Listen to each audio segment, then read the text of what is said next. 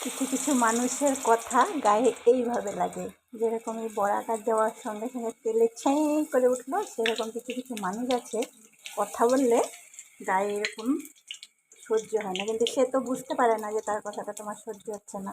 তাই তাদেরকে কী করতে হবে, তো হেসে হেসে জবাবটা দিতে হয়। তো কী করা যাবে, কিছু কিছু লোকের এটা অভ্যেস, তাদেরকে দিলেও পরবর্তীতেও তারা এটা করবে। তখন মনে হয় কি এরকম গরম তেলের মধ্যে একদম বড়া ভাজার মতন ভেজে ফেলি। তো যাই হোক, কিছু করা যাবে না, এটাই জীবন, নানান রকম কথা শুনতে হবে, চলতে হবে।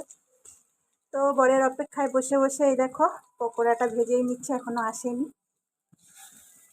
তো এটাই বাকি ছিল আমার। আর এটা গরম গরম না খেলে না বন্ধুরা, এর মজাটাই লাগে না, একে গরম গরম খেতে হয়। তো একটু ভেজেই ফেলছি, এসে আবার দেখবে হয়নি, তখন বিরক্ত হবে। তো কে কে আমার মতন এরকম গরম গরম পকোড়া